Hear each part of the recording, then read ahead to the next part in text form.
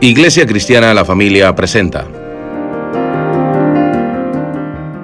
un mensaje a la luz de la palabra,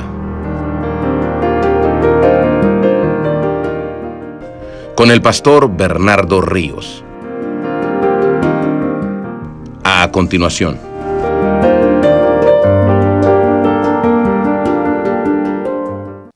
Gloria al Señor. ¿Tenemos el pasaje, hermanos? Leemos la palabra del Señor que dice así: Así que, hermanos míos, amados y deseados, gozo y corona mía, estad así firmes en el Señor, amados. Oramos. Padre Santo, te damos muchísimas gracias por permitirnos seguir estudiando este libro tan hermoso. Gracias por poder reunirnos hoy. Eso es también una muestra de tu amor, Padre, de tu misericordia. Pues hay muchos que quisieran, Señor, esta bendición, este privilegio, Señor, que tenemos nosotros de estar hoy acá, con libertad, para adorarte, para escuchar el Evangelio, Señor. Pero no lo tienen. Nosotros somos bendecidos, Padre. Esto es una extensión de tu gracia, de tu favor, de tu ternura hacia nosotros, Señor. Señor, como dijo el apóstol Pedro, ¿a quién iremos si solamente tú tienes palabras de vida eterna? Como dijo el salmista en su momento, mejor es un día en tu casa que 1000 fuera de ella. Y como muy bien nos recomienda el autor de Hebreos en Hebreos 10:25, no se dejen de congregar como algunos tienen por costumbre. Te damos a ti toda la gloria, Señor, y la honra en Cristo Jesús. Amén. Amén. Pueden sentarse, hermanos. Nuestro tema el día de hoy se titula Marcas de una iglesia estable. Marcas de una iglesia estable. En el año de 1173 se comenzó a construir la famosa Torre de Pisa. Algunos la conocen mejor actualmente como The Leaning Tower o la torre que está inclinada. Una de las fotos más icónicas que circula en el internet acerca de esta torre inclinada es aquella foto que seguramente usted alguna vez ha visto en las redes sociales o en algún blog, cuando las personas se ponen a una cierta distancia de la torre que está inclinada y están simulando con sus manos que la están sosteniendo. No sé si viene a su memoria o a su mente esa foto. Bueno, precisamente están tratando de decir que la torre está a punto de caerse y que gracias a la fuerza de ellos la están sosteniendo. Durante siglos esa torre se fue inclinando después de su construcción. Y los ingenieros comenzaron a tratar de idear cosas para poderla enderezar. Trataron de meter una mampostería oficial del lado que está inclinado, una mampostería especial que de alguna forma no permitiera que se siguiera inclinando. Pusieron contrapesos del lado que se estaba levantando, tratando de hacer volver a la torre a su lugar o de que se hundiera de la misma manera del otro lado. Pero a decir verdad, no han podido frenar satisfactoriamente la inclinación de esta torre. Por siglos la torre se siguió inclinando cada vez más grados, a pesar de que estaban tratando de detenerla. En el 2008 reportaron que unos sensores especiales de movimiento que le habían puesto habían arrojado la información de que la torre había disminuido la velocidad de su inclinación y que si no había ningún terremoto o alguna situación telúrica en la tierra, probablemente dejaría de inclinarse por al menos 200 años. Unos 200 años más o menos dejaría de seguirse inclinando a la velocidad que iba y podría ser entonces estable en esos grados de inclinación que ya tiene actualmente sobre su eje. La pregunta es: ¿por qué se inclinó esta torre? Cuando los constructores, hermano, comenzaron a edificar este edificio, ellos no pensaron que iba a llegar a ser una torre tan famosa. Y la torre ha llegado a ser muy famosa. Le digo, si usted busca esa foto de alguien que está tratando supuestamente de sostenerla, es una foto que circula por todo el mundo. Pero la torre llegó a hacerse famosa por las razones equivocadas. Los ingenieros quizás decían, si un día este edificio llega a ser famoso, que sea por su belleza de mármol blanco con el cual lo construimos, que sea por su arquitectura gótica y el diseño que le dimos. Pero no llegó a ser famosa por eso, sino que llegó a ser famosa porque es una torre que se deladeó. Y la pregunta es, ¿por qué se deladeó? La respuesta es que fue construida sobre una tierra inestable. De hecho, esa misma palabra pisa, que es una palabra italiana, significa tierra fangosa o tierra no firme. Una tierra que tiende a hundirse, que tiende a asentarse. Entonces fue un error realmente no haber compactado la tierra de una mejor manera en ese lugar, sabiendo ellos que era una tierra que tendía a hundirse. El día de hoy vamos a hablar de las marcas de una iglesia estable. Y lo mismo que le pasó a esta torre, hermano, le pasa también a una iglesia que no es estable. Si usted me dice si a mí me preguntaran, ¿estás dispuesto a pasar una noche durmiendo en esta torre? Yo sinceramente no lo haría, porque es que esa torre está inclinada.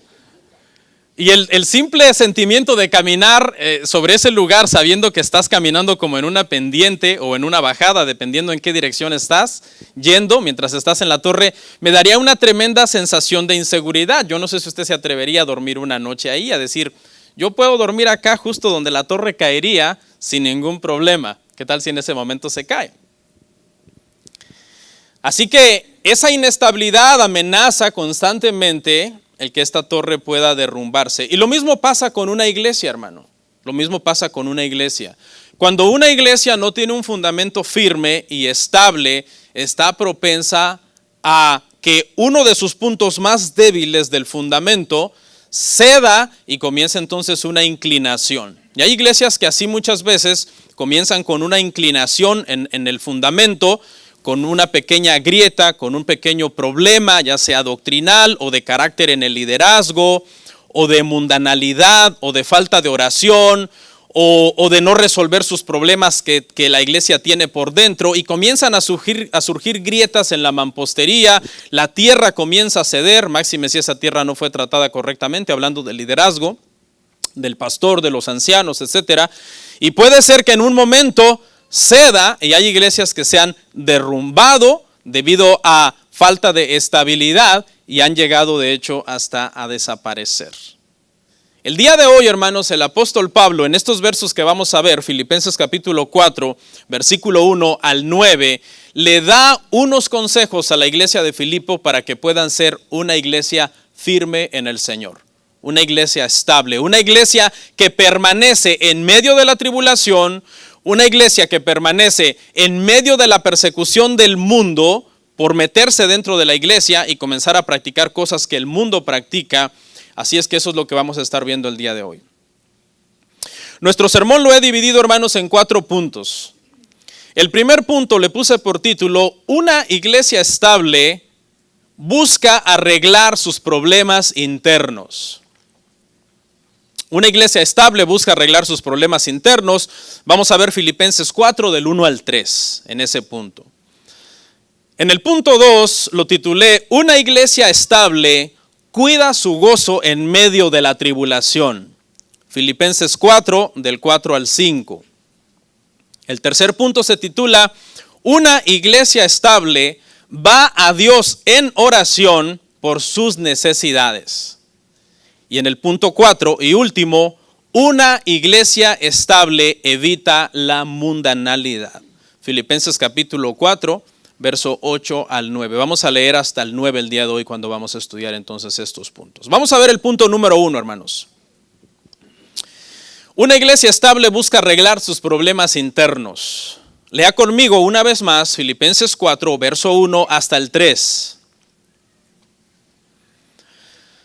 Así que, hermanos míos, amados y deseados, gozo y corona mía, Estad así firmes en el Señor, amados. Ruego a Evodia y a Síntique que sean de un mismo sentir en el Señor. Asimismo, te ruego también a ti, compañero fiel, que ayudes a estas que combatieron juntamente conmigo en el Evangelio, con Clemente también y los demás colaboradores míos, cuyos nombres están en el libro de la vida. ¿Ok? En estos 3 versos, hermano, vamos a ver entonces que una iglesia estable no es una iglesia indiferente ante sus problemas internos que muchas veces surgen entre nosotros, sino que es una iglesia que toma cartas en el asunto y trata de resolver esos problemas cuando surgen problemas entre nosotros. Porque déjeme decirle que si usted está buscando una iglesia donde congregarse y cree que nosotros no tenemos problemas internos como iglesia, pues está equivocado. Porque esta iglesia está compuesta por seres humanos imperfectos que estamos luchando por alcanzar la estatura del varón perfecto, pero todavía no hemos llegado, como hablábamos la semana pasada, de esa carrera en la cual nuestra meta es Cristo. Dice Pablo primero a los hermanos: hermanos míos, amados y deseados. Lo primero que vemos, hermanos, es el amor del pastor, por decirlo así, fundador de esta iglesia, aunque no los está pastoreando en ese momento, porque sabemos que está a cientos y cientos de kilómetros de distancia, preso bajo arraigo domiciliario en Roma, mientras le escribe a los filipenses, pero él fundó esta iglesia. Y lo primero que vemos, hermanos, es el amor de Pablo. A pesar de que hay un conflicto entre unas hermanas de la iglesia que están entre ellas disgustadas, Pablo no pierde la paciencia tan rápidamente por lo que está pasando, guarda la calma y se acerca a los hermanos entonces con amor. Viene una exhortación, porque amor sin verdad no es amor, es tolerancia, es alcahuetería, como decimos los mexicanos. No, viene una exhortación en breve, pero Pablo comienza primero por hacerlo sentir a los hermanos amados. ¿Ok? Dice amados y deseados. Está anhelando de alguna forma el apóstol Pablo, por todo el contexto de la epístola, salir de la cárcel y volver a ver a los filipenses. Desea a los hermanos, desea conocerles, aquellos que no ha conocido, volver a ver a aquellos que ha conocido desde el principio de la fundación de esta iglesia. Los llama gozo y corona mía. En la Biblia encontramos 2 términos griegos para la palabra corona. Uno es diadema, que era la corona real y que eran por lo general coronas hechas de oro y bueno, con una belleza impresionante porque eran las coronas de los reyes, las coronas de la realeza. Pero encontramos otra palabra para corona en el Nuevo Testamento que es Stéfanos. Y esta es la palabra que está usando aquí el apóstol Pablo. Está llamando a los hermanos Stéfanos. Y esta era una corona que recibían los atletas después de que vencían en una prueba. Recibían esta corona. Era muy sencilla comparada con la diadema, que era de metales preciosos. Esta corona Stéfanos era compuesta por hojas de olivo entretejidas, hermano, con laurel. Pero a pesar de su poco valor material, para los atletas tenía un alto valor simbólico, porque pasaban mucho tiempo preparándose para lograr hacer una carrera, y cuando eran coronados con esta corona, aunque era perecedera, se marchitaba y desaparecía, era una corona que ellos valoraban mucho. El apóstol Pablo, ¿qué está tratando de decirnos cuando nos dice que los filipenses son su Estéfano, son su corona? Nos está tratando de decir que todos sus esfuerzos misioneros como misionero, que todos sus esfuerzos evangelísticos como predicador, el haber plantado esta iglesia, el estar sufriendo por Cristo, el saber que personas se estaban convirtiendo, eran para él su mejor premio. Eran un premio que llenaba su corazón, que reconfortaba su corazón. Yo no sé si usted alguna vez ha tenido la experiencia de que Dios lo use para que una persona se convierta. No sé, a lo mejor usted dice, yo jamás en mi vida he evangelizado, ¿no? Pero los que conocemos, hermano, y no es que nosotros convertimos a las personas, simplemente fuimos meros vasos de barro en las manos del alfarero, que el Señor le plació para que le evangelizáramos a alguien, le diéramos seguimiento, le visitáramos, le aconsejáramos, y un día, cuando esa persona nos dijo, creo en Cristo, empezaste a llorar de la emoción. Empezaste a sentir ese profundo gozo en tu corazón, tu ser se estremeció y tú hasta te sientes indigno, dices, no lo puedo creer. Dios me usó para que una persona viniera al conocimiento de Cristo. Ese es el sentimiento que Pablo está expresando aquí. Son mi corona. Yo me siento feliz de saber que ustedes están en Cristo. Que valió la pena ir a Filipos, allá en Hechos capítulo 16, aunque me pusieron en la cárcel y aunque fui azotado y puesto ahí en el cepo, valió la pena y ahora hay una iglesia en Filipos. Hay hermanos y hermanas en Filipos que aman al Señor, que sirven al Señor. Usted sabe que Filipo era una de las iglesias más sanas del Nuevo Testamento, pero tenía sus problemas, porque eso es lo que vamos a ver en este punto. Y lo que dice Pablo a los hermanos después de este elogio y después de reconocer que son para él como un premio, que le producen muchísimo gozo, que son como una corona para él a su esfuerzo misionero, Pablo dice, estad firmes en el Señor, amados. Y ponga atención en esta palabra firmes, porque de esta palabra firmes es de donde gira todo el tema. Estables, firmes. El consejo de Pablo para esta iglesia en estos 9 versículos es cómo ser una iglesia estable, una iglesia firme en el Señor. Dice Pablo, para ser una iglesia estable, lo primerito que tenemos que arreglar es que aquí hay un problema entre 2 miembros de la iglesia. Y este problema entre estas 2 miembros de la iglesia está sembrando discordia y división con las demás familias, con las demás personas, porque hay más gente que se comienza a involucrar a veces cuando 2 personas no se llevan y se comienza a hacer un partidismo. Yo estoy a favor de fulana, yo de mengana o de perengano, etc. Y Pablo, sin pelos en la lengua, como era su costumbre, dice los nombres. Y dice, ruego a Evodia y a Síntique. Pablo era muy sabio para hablar, estaba lleno de amor por los hermanos, amados, deseados, gozo y corona mía, pero sin embargo, cuando había que decir la verdad, la decía. Porque es mejor, hermanos, reprensión manifiesta que amor oculto, como dicen los proverbios. Nosotros al hermano que amamos le debemos corregir. Muchas veces hay personas que creen que tienen muy bonita amistad. No tienen bonita amistad, lo que tienen es una complicidad entre ellos, son cómplices de todo lo que hacen. El verdadero amigo no es el que se hace cómplice contigo para tolerarte todo lo que haces. El verdadero amigo es el que te dice la verdad, estás mal, eso que estás haciendo no está bien. Ya debiste haber arreglado este problema con fulano, mengano y perengano con el que no te llevas. ¿Cómo puedes seguir así en la iglesia? Y las nombra. Y nombra a otros 2 personajes también, a uno que llama compañero fiel, al cual le dice, ayúdame por favor a reconciliar estas hermanas, y menciona también a Clemente, otro hermano que era muy fuerte también en el ministerio, en la evangelización, en las misiones y en la predicación. Estas personas, hermano, estas mujeres eran personas destacadas dentro de la iglesia, por eso es que la estabilidad de la iglesia estaba siendo amenazada. No se sabe mucho de estas mujeres, pero podemos deducir por el pasaje por lo menos algunas cosas importantes. Primero, eran miembros de la iglesia. Porque si no, Pablo no estaría tomándose la molestia de mencionar sus nombres y de mandar a los ancianos, prácticamente al compañero fiel y a Clemente, a intervenir para arreglar el problema. Si hubieran sido personas aisladas que de repente visitaban la iglesia, pero no eran miembros de la iglesia, esos problemas no habrían afectado a la iglesia. Pero estas mujeres eran miembros de la iglesia, así que sus problemas de ellas afectaban al resto de la iglesia.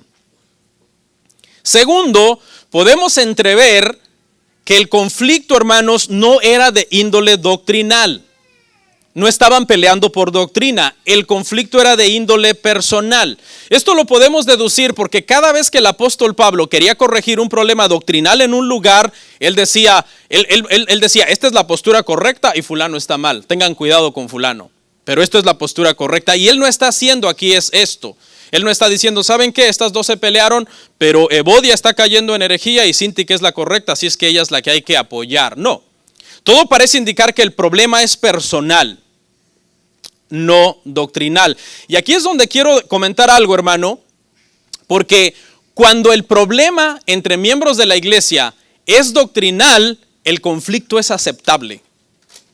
¿Ok? El conflicto es aceptable y de hecho es mandado en las Escrituras.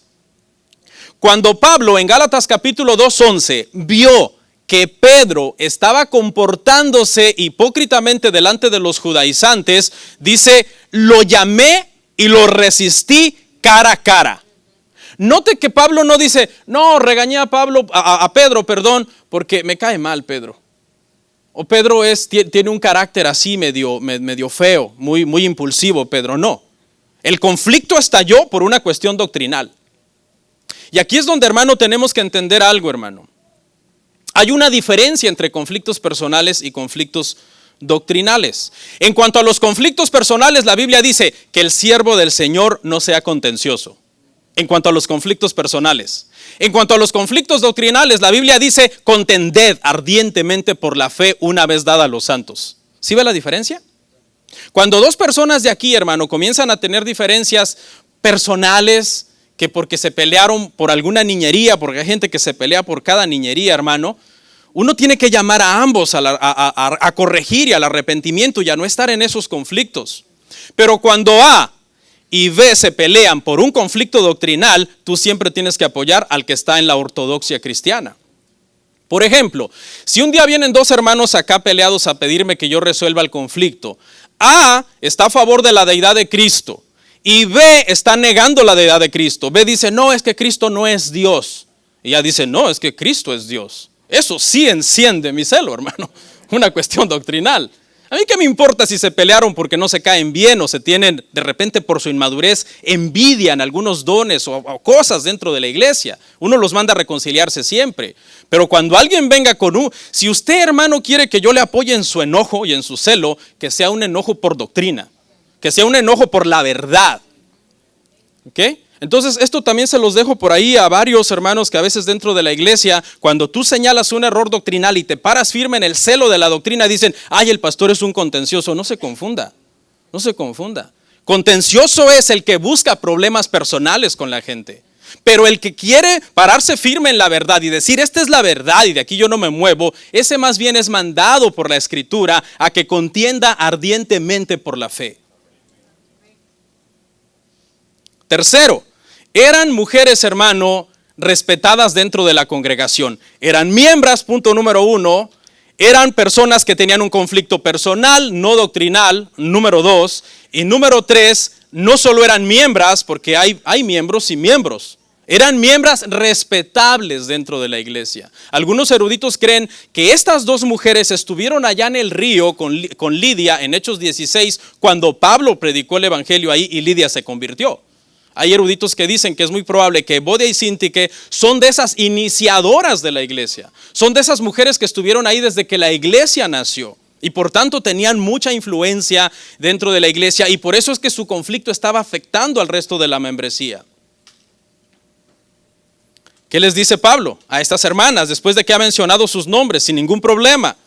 Hay gente, no digan nombres, hay gente que dice, ¿no? Que sean de un mismo sentir en el Señor. Y recuerde que esta carta se iba a leer públicamente. Usted imagínese a Evodia y Síntique por ahí sentadas y el pastor pasó y dijo, a ver, el apóstol Pablo escribió, Evodia y Síntique que sean de un mismo sentir. Qué vergüenza, hermano. Por inmadurez. Que sean de un mismo sentir en el Señor. La solución, hermano, de parte de Pablo para este conflicto, hermano, fue muy simple.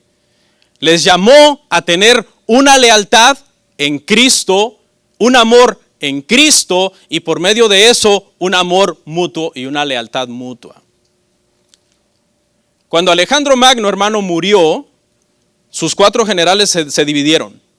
¿Por qué se dividieron? Se dividieron porque mientras él vivía le tenían a él una cierta lealtad y una cierta sujeción a Alejandro Magno. Pero cuando él ya no estaba, desapareció la lealtad a él, la sujeción a él y la lealtad y sujeción entre ellos.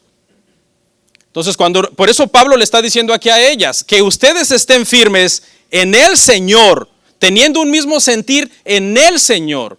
Porque es que yo estando en el Señor, amando al Señor, y tú estando en el Señor y amando al Señor, es que le tenemos lealtad al Señor y nos vamos a tener lealtad mutua el uno al otro. Porque estamos sujetos al Señor. Las personas, hermano, no se pueden amar entre ellas de una forma como Dios manda, a menos que amen a Cristo. Eso es lo que está diciendo este pasaje. ¿Quieres amar a tu hermano como deberías de amarlo? Ama a Cristo. Ten un mismo sentir con tu hermano en el Señor. Luego dice, te ruego a ti, compañero fiel. Se refiere aquí a una persona que no menciona su nombre. Esta palabra para compañero en el griego es bien interesante porque significa compañero de yugo, no es cualquier persona. Pablo está diciendo que este era un hombre de un calibre con el cual él, el apóstol, estaba dispuesto a ponerse un yugo. O sea, era un hombre de trabajo, de esfuerzo, misionero, amaba la iglesia, estaba involucrado en la iglesia. Pero fíjese que hay eruditos que dicen que este compañero fiel pudo haber sido uno de los esposos de las peleadas. Hay una postura que dice que pudo haber sido uno de los esposos de las peleadas. Es decir, o el esposo de Sintique o el esposo de Evodia, y Pablo lo está llamando de alguna manera, hey, intercede, interviene. Ya fue suficiente, ya tú sabes que tu esposa no se lleva con fulano, con mengano, con nadie en la iglesia. Haz algo, tú no puedes dejar que tu esposa sea así. De alguna manera, si es que esta es la interpretación correcta, está llamando al esposo a intervenir. Y es que yo no estaría en paz si yo sé que mi esposa no se lleva con los hermanos de la iglesia, yo no tendría paz. Yo la llamaría y le diría, oye, he visto que con ciertas personas tú no te juntas, a ciertas personas tú no le hablas, tú solamente tienes un grupo de favoritas, eso está mal. ¿Pero por qué? Es que eres la esposa del pastor, eres la esposa, yo soy un anciano de la iglesia. Tú no puedes ser como el resto de las demás mujeres, tú tienes que ser diferente dentro de la iglesia. No, pero es que aquella fulana mengana, ¿ella es esposa de anciano? No, entonces tú tienes que ser diferente dentro de la iglesia.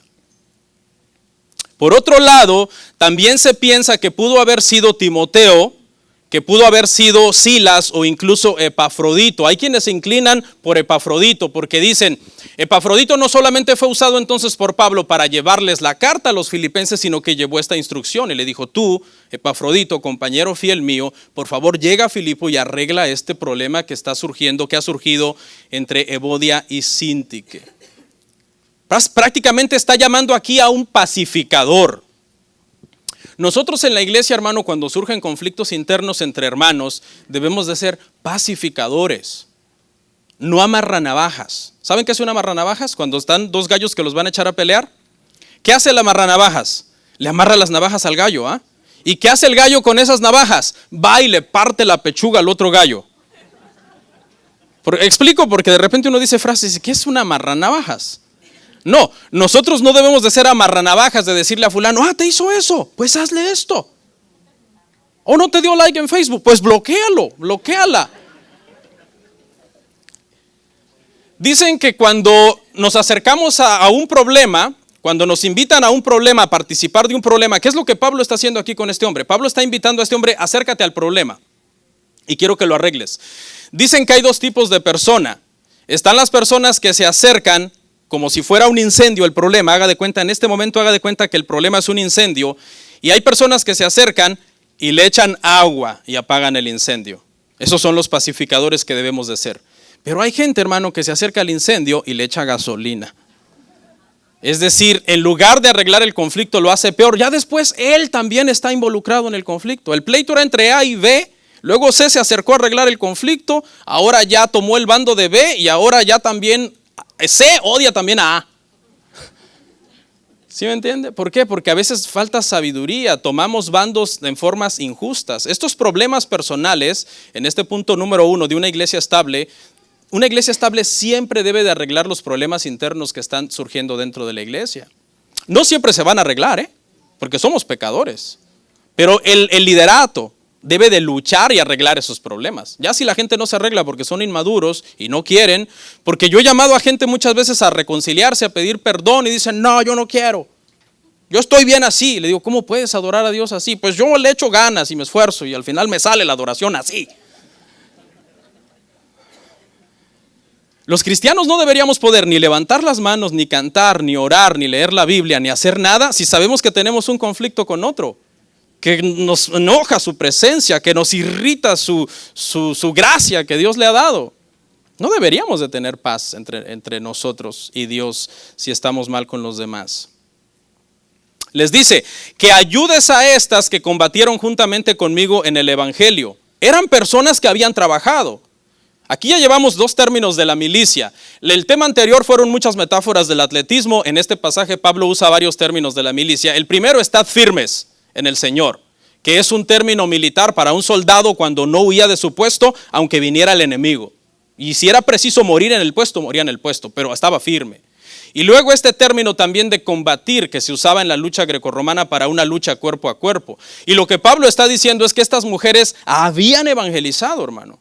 Habían trabajado fuerte en la iglesia. Habían sudado por la iglesia. Habían invertido su vida en la iglesia. ¿Pero qué cree? Hermano, nosotros podemos trabajar mucho en la iglesia y ser inmaduros. Aquí está el ejemplo.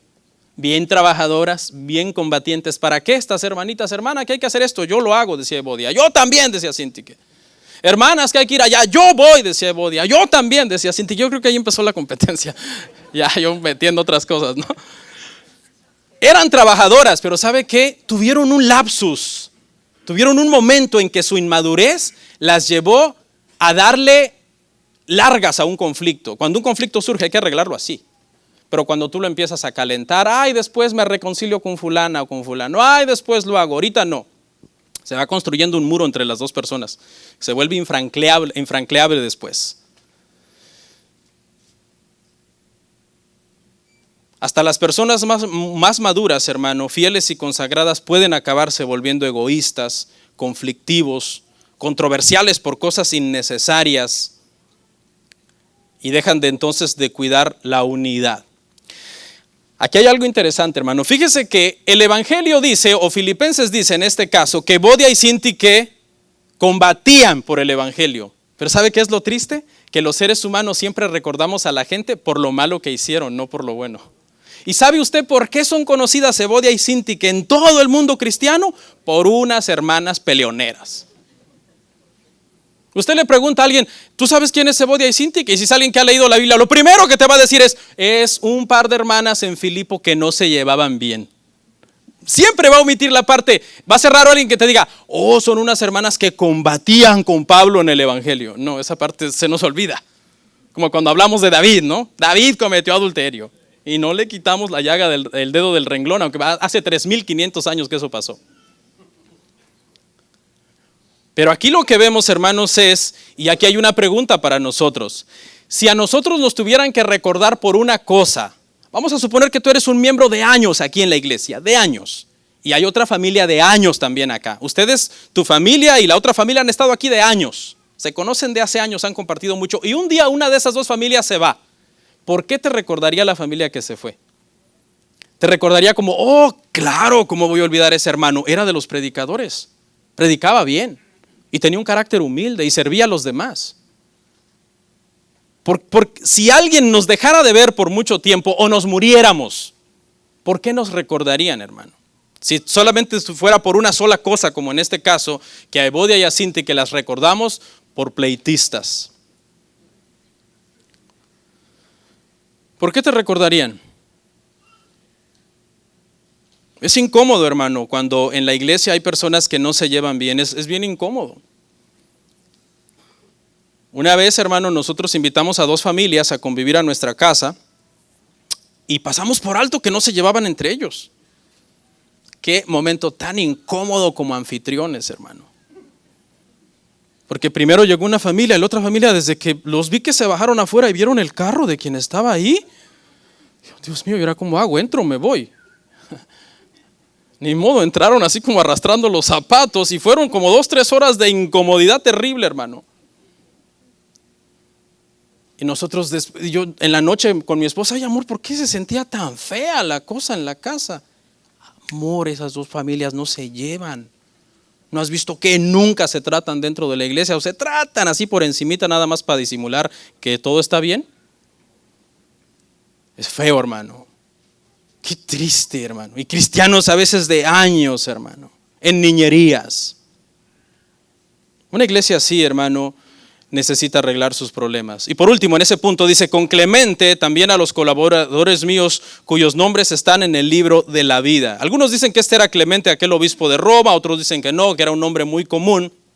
Pero el punto que menciona acá que me llama la atención y que lo podemos unir con nuestro punto de hoy es que dice que todos estos nombres estaban escritos en el libro de la vida, ¿no? Evodia, Sintique, el colaborador, Clemente y otros más eran cristianos, eran hijos de Dios.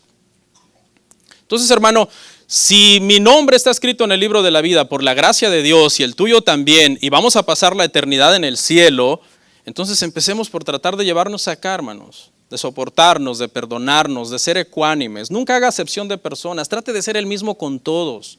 Dele tiempo a todos, ame a todos, ore por todos. Y esto va especialmente para los que somos ancianos o esposas de ancianos. Especialmente sobre ti hay una exigencia doble y sobre mí hay una exigencia doble en este sentido. Porque los ancianos y los pastores, aunque no son perfectos, son llamados a ser ejemplo en todo. Y con eso va sus esposas, porque son una sola carne con ellas. Por eso cuando vamos a poner un anciano, siempre llamamos a su esposa. ¿Usted está de acuerdo que él sea anciano? Para también tratar de conocer el carácter de la hermana. Porque hay mujeres que pueden ser una bendición para sus hombres y hay mujeres que pueden ser una maldición para sus maridos. Hay gente que puede tener ministerio y su esposa ser un tropiezo, hermano. Punto número 2, una iglesia estable cuida su gozo en medio de la tribulación. No se preocupen, el punto 1 siempre es el más largo. Punto 2, una iglesia estable cuida su gozo en medio de la tribulación. Filipenses 4, del 4 al 5. Regocijaos en el Señor siempre. Otra vez os digo, regocijaos. Vuestra gentileza sea conocida de todos los hombres, el Señor está cerca. ¿Cómo se llama esta epístola? La epístola del gozo, ¿no? Ya hablamos bastante del gozo, por eso es que aquí no me voy a detener mucho a hacer exégesis acá. Pero por lo menos recalcar algo, la repetición, dice Pablo, regocijaos en el Señor siempre, y termina y dice, ¿qué más les digo? Otra vez os digo, regocijaos. ¿Por qué? ¿Por qué la repetición? Por la tribulación, por los problemas, por las dificultades. Porque no era fácil, en el siglo I no era fácil ser cristiano. En el siglo I no era fácil plantar una iglesia local. Había persecución desde todos los ángulos, persecución de los judíos, persecución del imperio romano, persecución de las sectas que estaban constantemente tratando de pervertir el verdadero evangelio de la gracia, cárcel, destierros. Muchos judíos cuando se convertían eran desheredados, sus padres decían, para mí estás muerto. Entonces hay una necesidad de que Pablo les recuerde la importancia de regocijarse en medio de la tribulación. Una iglesia, hermano, que es estable, es una iglesia que en medio de las pruebas que pasa, sigue manteniendo su gozo, hermano. ¿Por qué? Porque ese gozo no está fundamentado en las circunstancias que nos rodean, sino en Cristo. Por eso dice, regocijaos ¿en quién? En el Señor. Ya llevamos 3 en el Señor. Estad firmes en el Señor. Sean de un mismo sentir en el Señor. Regocijaos en el Señor. Me parece que en el verso 10 hay otro en el Señor, ¿no? Alguien que lo lea, que no lo vamos a ver hoy, pero me parece que en el verso 10 hay otro en el Señor o estoy mal, no sé. Sí, ¿verdad? 4 en el Señor en todo este capítulo. Me parece que son los únicos 4. ¿Por qué? Porque es en el Señor que está nuestro gozo. Es en el Señor que podemos amar a nuestros hermanos y tener una iglesia firme, estable, que no se va a derrumbar por los problemas, hermano, que surgen. Vuestra gentileza sea conocida por todos los hombres. Este mandamiento pareciera un poco como fuera de lugar. Vuestra gentileza sea conocida por todos los hombres en medio de la tribulación. El contexto es, hermano, que no nos amarguemos en medio de los problemas que a veces pasamos como iglesia. Nos podemos amargar. Nosotros podemos a veces acabar en una iglesia amargados, ya no disfrutando lo que estás haciendo, ya no gozando, ya no adorando en realidad al Señor como deberías de estarlo haciendo, ya no escuchando el evangelio en realidad como deberías de estarlo escuchando. Hay mucha gente, hermano, que a veces cuando está alguien predicando ya está predispuesto, hermano, escuchando con una mala actitud o viniendo a la iglesia con una mala actitud por las razones equivocadas. Vuestra gentileza, dice, es decir, no te amargues en la tribulación o en la angustia, en la persecución, en medio de los problemas. Mantente ecuánime y sigue siendo amable. Sigue manifestando tu bondad a las demás personas. La tribulación puede sacar lo mejor de una persona o lo peor. Hay personas que ante una tribulación, una persecución, un problema, explotan, hermano, y se vuelven locos. Le voy a contar algo, hermano. Hace muchos años yo tuve un líder muy cercano a mí, muy cercano, al lado mío casi siempre. Y sabe que una vez se fue de la iglesia, hermano, se fueron bajo los términos no correctos, no bíblicos, hicieron un desorden y se fueron. Y entonces yo le llamé la atención a su esposa. Un día le dije, hermana, no hagan eso que están haciendo. Se estaban llevando a los jóvenes a reuniones, pero los padres de la iglesia pensaban que ellos eran los líderes de jóvenes. Entonces le dije, hermana, mire, yo no tengo problema que se lleven a los jóvenes si son sus amigos. Lléveselos porque no somos una secta, nosotros no dividimos a la gente. Solamente que cuando se vaya a llevar al joven de fulano, dígale, hermano, mire, voy a llevar a su hijo a mi casa, pero esto no tiene nada que ver con la iglesia. Nosotros ya no somos miembros de la iglesia, ni tiene nada que ver con los jóvenes, ya no somos líderes de los jóvenes. Y lléveselos, no hay ningún problema, si sus padres se los prestan. Bueno, eso se lo dije con mucho amor a la hermana en presencia de mi esposa. Y este hermano que había estado por años junto a mí, hermano, había manifestado una ternura, una paciencia por todos esos años, hermano. Hermano, una vez que yo hice eso, aquí está mi esposa que no me deja mentir, llegó a la casa transformado, con propósitos de golpearme, oiga bien, así. Alguien que haz de cuenta que yo dije, hey, pero si esta no es la persona que yo conocí por tantos años dentro de la iglesia. A veces nos aprietan los tornillos un poco en algún asunto en nuestra vida y sale lo que realmente somos a veces, hermano. Entonces Pablo está tratando de decir que ante la tribulación, la persecución, los problemas, que no vayan ustedes a reaccionar con amargura con los demás. Vuestra gentileza sea conocida de todos los hombres. La iglesia de Esmirna, por ejemplo, en Apocalipsis capítulo 2, verso 8 al 11, era una iglesia perseguida. Era una iglesia atribulada. Dice que los que se decían ser judíos y que eran sinagoga de Satanás los perseguían. El Señor les dijo, serán perseguidos y serán puestos en la cárcel por 10 días. No teman en nada porque yo estaré con ustedes. Y esa iglesia era una iglesia fiel. Era una iglesia que mantenía su relación en Cristo, su estabilidad en Cristo en medio de la persecución y que mantenía su gozo. Y por último, en esa parte dice, el Señor está cerca. Es un consuelo, ¿no? Es un consuelo. Estamos atribulados, estamos perseguidos como iglesia. El Señor está cerca. Nos ha tocado pasar por tribulaciones como iglesia. En algún momento miembros de la iglesia han fallecido. En algún momento mi esposa tuvo cáncer en el 2015. Ahorita tenemos un anciano con cáncer. Estamos tocados en los cimientos de nuestra iglesia. ¿Y qué ha pasado? ¿Vamos a perder el gozo? No, porque el gozo está en el Señor, no en las circunstancias. ¿Quiere decir esto que no somos sensibles y considerados con las situaciones que las familias pasan? No, sí lo somos. Pero sabemos que aunque nos duele en la carne y lloramos por algún problema que como iglesia pasemos, el Señor es nuestra fuerza. El Señor es nuestro gozo. Y el Señor va a obrar. Y está obrando y obrará su perfecta voluntad. Entonces, esta expresión, el Señor está cerca, es tranquilos. Hay dos interpretaciones, ¿no? Quien lo ven escatológicamente, la segunda venida del Señor está cerca y todo se terminará. Así que tranquilo, respira, no pasa nada. Te vas con el Señor. O el Señor está siempre cerca de ti, en su espíritu. Cristo está siempre a la par tuya. Te podrás sentir solo alguna vez, pero nunca estás solo. Como quiera, cualquiera de las dos interpretaciones nos da ¿qué? Consuelo. Las dos cosas son verdad. Cristo siempre está con nosotros y Cristo vuelve también por segunda vez. ¿Está siempre con nosotros? Eso no quiere decir que nunca tendremos problemas, pero siempre tendremos su consuelo. Viene pronto, eso quiere decir que este sistema de cosas como lo conocemos, donde las cosas no salen como quisiéramos, tiene un fin. Se terminará y estaremos para siempre con el Señor. Una iglesia estable tiene su gozo en el Señor en medio de las tribulaciones. Punto 3. Una iglesia estable va a Dios en oración por sus necesidades. Una iglesia estable va a Dios en oración por sus necesidades. Filipenses 4 del 6 al 7. Por nada estéis afanosos, sino sean conocidas vuestras peticiones delante de Dios en toda oración y ruego, con acción de gracias. Y la paz de Dios, que sobrepasa todo entendimiento, guardará vuestros corazones y vuestros pensamientos en Cristo Jesús. Lo primero, por nada estéis afanosos. El Señor está cerca, por nada estéis afanosos. Sea conocida vuestra gentileza en medio de la tribulación, por nada estéis afanosos. Es decir, ansiosos. No estéis ansiosos, es lo que quiere decir este pasaje acá. No estén divididos, sin paz, preocupados por todo, tristes, deprimidos. Porque eso va a dañar la estabilidad emocional de los miembros de la iglesia y por tanto daña la iglesia. No deberíamos de estar afanados. Y entonces Pablo da el remedio para la ansiedad. Aquí está el remedio, por cierto. ¿Listos?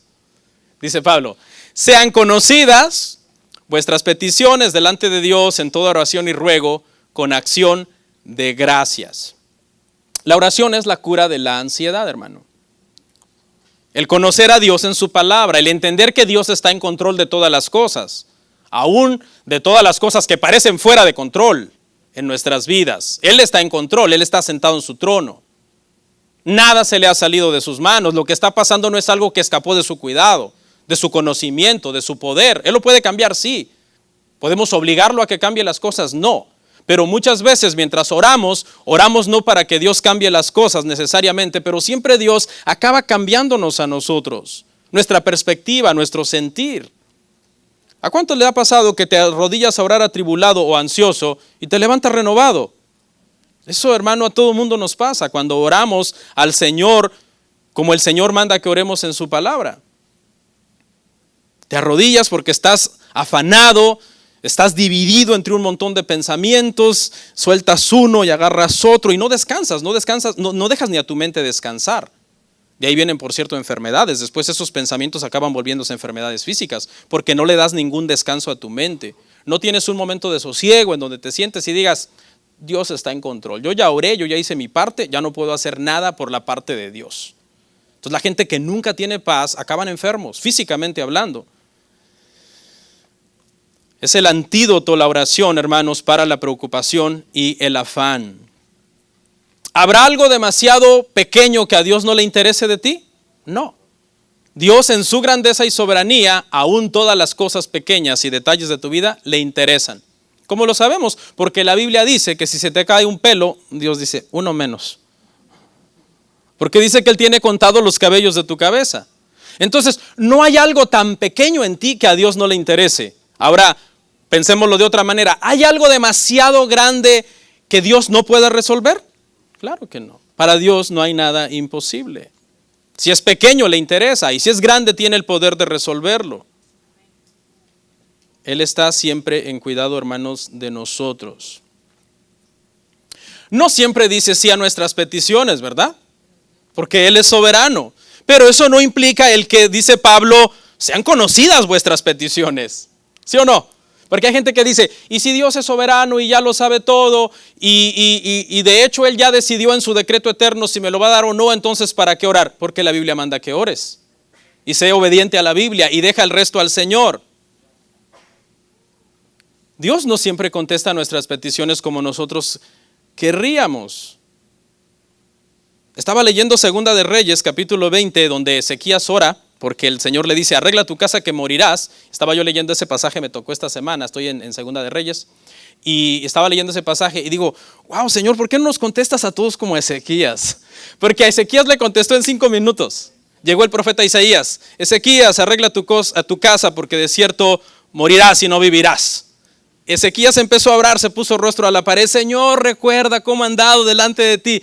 Isaías iba chiflando por el patio, iba ya según él para su casa, y antes de que salga de la casa le habla el Señor y le dice, vuelve, dile a Ezequías que le doy 15 años más de vida. Yo quisiera que el Señor me contestara así como Ezequías, en 5 minutos. Pero no, a veces contesta como le contestó a Moisés en Deuteronomio 3, 23, 29. El Señor le dijo a Moisés, tú no vas a entrar en la tierra prometida, varios años antes. Cuando pasaron los años, Moisés dijo, tal vez se le olvidó al Señor que me dijo que no iba a entrar a la tierra prometida. Y en Deuteronomio 3, 23, 29 le vuelve a rogar, Señor, si es tu voluntad, permite que yo entre. Y el Señor dice, basta ya, no vas a entrar. A veces el Señor nos contesta como le contestó a Moisés. Pero independientemente que el Señor nos diga sí, como le dijo a Ezequías, bien rápido, o nos diga no, como le dijo a Moisés, ¿sabe qué? Siempre podemos confiar que siempre nos dirá como le dijo a Pablo. bástate de mi gracia, porque mi poder se perfecciona en tu debilidad. No siempre nos dice sí, no siempre nos dice no, pero siempre está con nosotros, hermano, para ayudarnos. Segunda de Corintios 12, 5, de 7 al 10. Y la paz de Dios, que sobrepasa todo entendimiento, guardará vuestros corazones y vuestros pensamientos en Cristo Jesús. Tercera palabra de las metáforas de la milicia: guardará. La primera, estad firmes. La segunda, estas han combatido conmigo. Y la tercera, guardará, que se utilizaba para un guarda, para un centinela. Cuando una ciudad, por ejemplo, no tenía guarda, no tenía centinelas, era una ciudad que tenía sus muros, pero hasta cierto punto nadie avisaba cuando el enemigo estaba acercándose, ¿no? Los guardas, los centinelas tenían ese propósito, estaban en una muralla alta. Cuando veían al enemigo acercarse, hacían sonar una trompeta para alertar al pueblo. Estaban cuidando a la ciudad de sus enemigos. Y aquí lo que dice este pasaje, hermanos, es que hay una paz que no es generada por nosotros, sino que es una paz que es dada por Dios, y que cuando nosotros venimos a oración en el Señor, rogándole, poniéndole nuestras peticiones en sus manos, entonces el Señor mandará esa paz como un guarda. Y vendrá y será como ese centinela que protegerá nuestro corazón y nuestros pensamientos. ¿De qué? De la ansiedad, del afán, de la angustia, de la preocupación, porque en ese contexto es que está diciendo anteriormente: por nada estéis afanosos, sean conocidas vuestras oraciones, vuestras peticiones delante de Dios, y el Dios de paz guardará vuestros corazones y dará una paz que sobrepasa todo entendimiento. Por eso es que esta paz no es generada por nosotros, es una paz que nos guarda de caer en afán, pero es una paz producida y dada por Dios. La oración le da estabilidad a una iglesia. Por eso la iglesia, cada vez que tiene la oportunidad de orar, la iglesia debe orar. Los hermanos que abren, por ejemplo, que abren la reunión, a veces oran hasta 5 o 7 minutos. Está bien, denle 10, 15 minutos, no importa. Ay, pero es que el músico ya se aburrió de cargar el instrumento. Ya callen a ese que está orando. Hermanos, por favor, ¿cuánto oras en tu casa? Pues yo creo que hay gente que, como no ora en su casa nunca, ven una oración aquí de 5 o 7 minutos y dice: Dios mío, un siglo oró el hermano para abrir el servicio. ¿A qué horas nos entrega? Me muero por cantar. Esa es una señal de que si una oración de 5 minutos le parece larga, ¿cómo le parecerá una de 1 hora, hermano? Se muere. ¿Y qué le dijo Jesús a sus discípulos? ¿No han podido velar conmigo ni 1 hora? Como que fuera lo mínimo, ¿no? El Señor Jesús poniendo eso como que fuera lo mínimo que deberíamos de orar. Y por último, hermano, punto número 4. Una iglesia estable evita la mundanalidad. Filipenses 4, del 8 al 9. Por lo demás, hermanos, todo lo que es verdadero, todo lo honesto, todo lo justo, todo lo puro, todo lo amable, todo lo que es de buen nombre, si hay virtud alguna, si algo digno de alabanza, en esto pensad. Lo que aprendisteis y recibisteis y oísteis y visteis en mí, esto haced, y el Dios de paz estará con vosotros. Cierra entonces este pasaje hablando el apóstol Pablo acerca de la estabilidad de la iglesia, haciendo una invitación a que todos los miembros de la iglesia, hermano, cuidemos de nuestra mente. Que nuestra mente esté llena de pensamientos sanos. La frase "por lo demás" indica que ha llegado a la conclusión del tema de la estabilidad. Eso es lo que significa esa frase. Por lo demás, lo último que les voy a decir es esto. Una iglesia mundana, hermano, tiene muchos problemas. No disciplinan el pecado. Dicen que enseñar doctrina es divisivo. Dicen que señalar a los falsos maestros es un error, porque ¿quiénes somos para juzgar nosotros? Defienden ideologías mundanas. Después comienzan a decir: no, pues si mis hijos quieren hacer lo que quieran, pues allá ellos. ¿Yo para qué los voy a instruir en el cristianismo? Se burlan de las iglesias bíblicas. Ven una iglesia bíblica ordenada, ortodoxa, que tiene doctrina, que tiene una confesión de fe. Dice: no, esos están muertos. O sea, las iglesias mundanas, hermanos, son un problema. Y comienzan a cuestionar muchas cosas de la Biblia. Dicen, como que hay cosas de la Biblia. ¿Tú crees que Adán y Eva existieron? Yo creo que no. Yo creo que Adán y Eva no fueron personas reales. Fueron simplemente una metáfora, un simbolismo. Tenga mucho cuidado. Porque entonces, ¿en qué parte Génesis comienza a ser verdad? ¿En el capítulo 3? ¿En el 5? ¿En el 20? Jesús mismo mencionó a Adán y Eva como personajes históricos.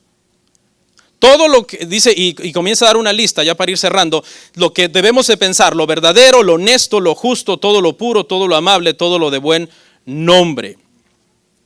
Cosas en las que debemos de ocupar nuestra mente. Usted sabe, hermano, que a veces tenemos pensamientos feos algunas veces. Todos tenemos algunas veces pensamientos feos, hermano. Sea quien sea, hermano. Incluso te pueden venir cuando oras, pensamientos feos a la mente. ¿Podemos evitar un pensamiento feo alguna vez? Yo creo que es casi imposible porque no tenemos el control en sí hasta ese nivel de nuestra mente, pero lo que sí podemos evitar, hermanos, es entretener esos pensamientos en nuestra vida. Imagínese, hermano, que nos pudiéramos leer los pensamientos unos a otros y que ya ahorita comenzara a mirar y a leer todos los pensamientos. Y no sé si has visto esos videos donde sale una burbujita arriba y dijera que ya acabe. Me cae mal el pastor otra vez con lo mismo. Ya tengo hambre. Ya va a acabar Filipenses por fin. ¿Se imagina que nos leyéramos los pensamientos, hermano? Pero esos pensamientos que mencioné no son grotescos. No, imagínate que comenzaran a surgir burbujitas con imágenes de mujeres desnudas, con palabrotas, con pensamientos de adulterio, diciendo, ay, allá está una hermana que me gusta. Con cosas feas, hermano, horribles, diciendo, yo ya no sé para qué sigo en esta iglesia, si ya me quiero ir, no sé qué hago acá. O sea, hermano, sería un problema. Qué bueno que Dios no nos dio ese don, hermano. Porque te imaginas saludándote con alguien que no te cae bien, Evodia y Sintique. Van Evodia y Sintique a saludarse, ay, viene Evodia, la odio. ¡Ey, ya sé lo que estás pensando!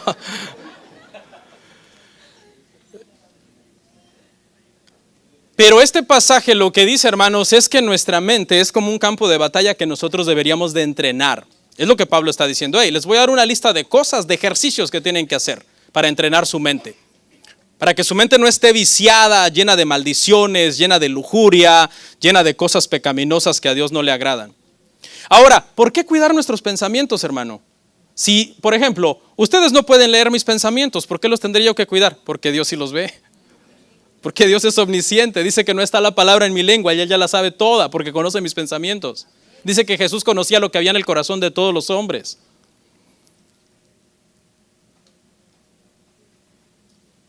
El Proverbio 23:7 dice, porque cuál es su pensamiento en su corazón, tal es Él.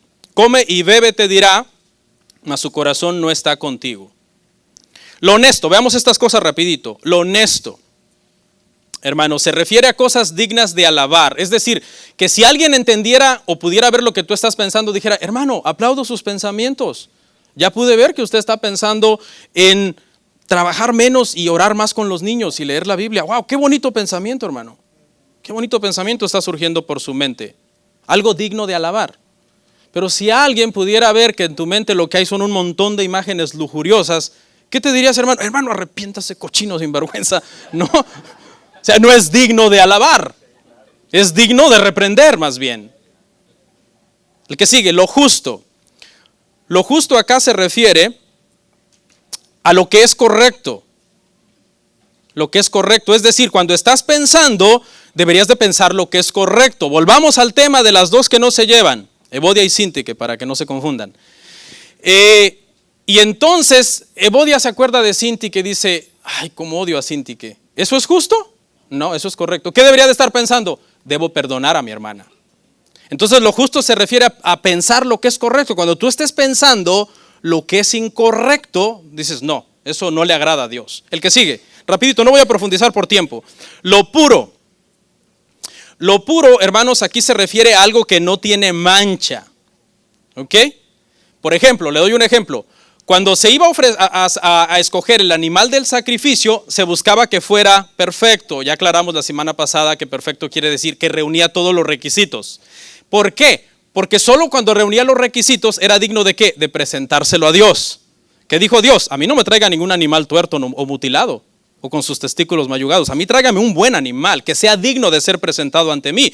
Entonces aquí lo puro quiere decir, hermano, que nosotros cuando estemos pensando debemos de decir esto. Este pensamiento que estoy teniendo en este momento, ¿podría yo presentarlo a Dios como una ofrenda? ¿Se lo podría yo presentar a Dios en su altar? ¿Resiste el escrutinio de Dios este pensamiento? Que Dios pase y diga, bien, siervo, está bien, eso estás pensando, eso me agrada. Lo amable. También podría ser lo dulce, benigno, generoso o paciente. Quiere decir que debemos de reprender o de dejar de pensar cuando estamos pensando, por ejemplo, en venganza. Cuando estamos pensando nosotros en hacer mal. Y lo justo sería que nosotros estemos pensando entonces en lo amable. No deberíamos de ser personas que estamos siempre programados como para la venganza, el pleito, la bronca, decimos los mexicanos. No, sino, ok, esto es amable. Estoy teniendo estos pensamientos que son amables para los demás. Lo de buen nombre. Lo de buen nombre se refiere a algo, escuche, me gustó esto, a algo que sea digno de oír.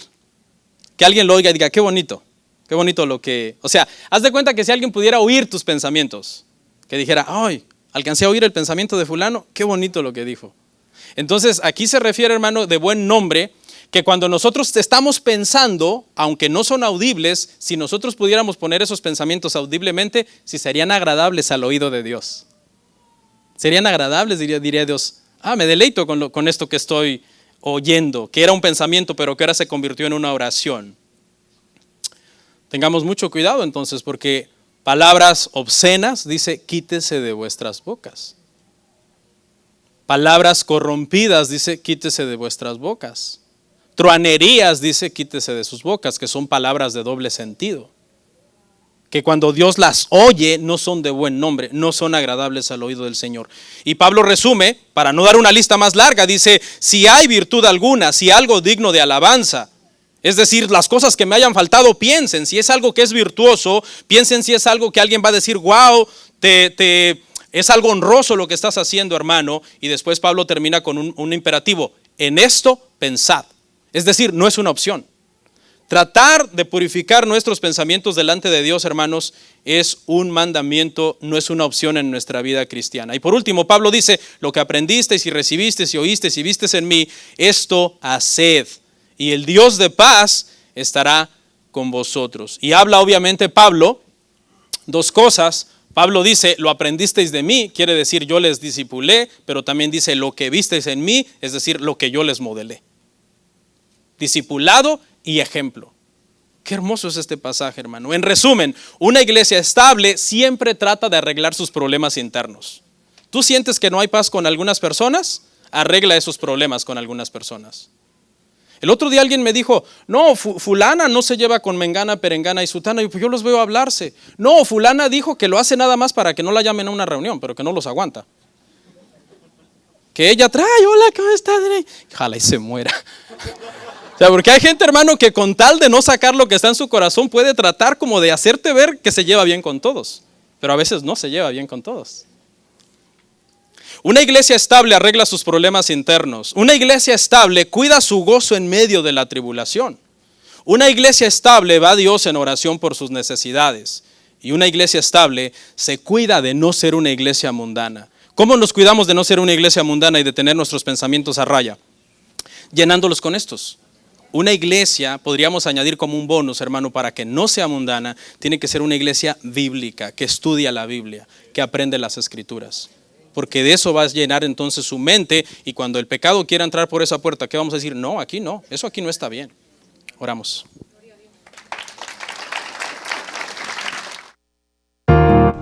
Comparte, suscríbete, dale like. Gracias por tu sintonía. Hasta la próxima. Bendiciones.